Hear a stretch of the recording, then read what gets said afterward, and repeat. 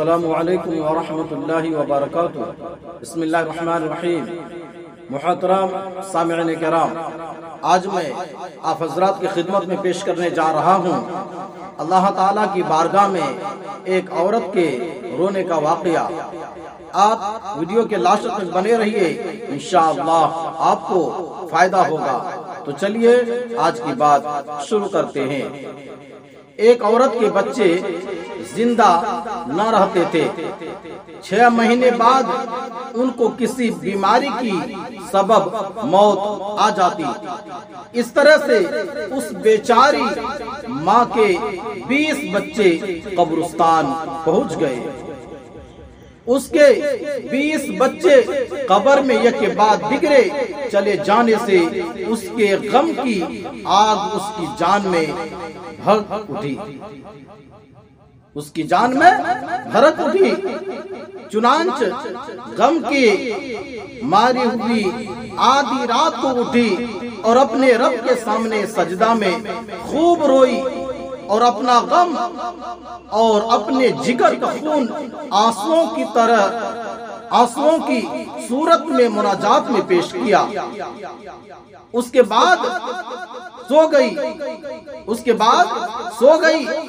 خواب میں دیکھا کہ وہ جنت میں سیر کر رہی ہے اور اس نے وہاں ایک عالیشان محل دیکھا جس پر اس کا نام لکھا تھا، اور جنت کے باغات و تجلیات سے یہ عورت خوش ہوئی۔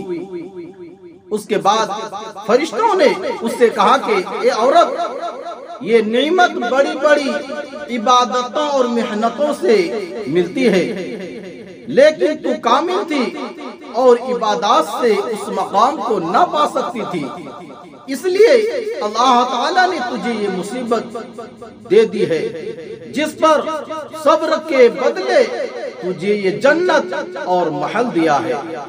پھر اس عورت نے خواب میں وہاں اپنے بچوں کو دیکھا۔ اس عورت نے کہا، اے اللہ، یہ بچے میری نگاہوں سے اوجھل ہو گئے تھے مگر تیری نگاہ سے غائب نہ ہوئے، یہاں تو سب موجود ہے۔ اس کو خواب میں اس قدر خوشی اور تسلی ہوئی کہ جوش میں آ کر کہنے لگی، میرے رب، اگر تو مجھے دنیا میں سینکڑوں سال اسی طرح رکھے جس طرح میں اب ہوں تو کچھ بھی غم نہیں، بلکہ اس سے بھی زیادہ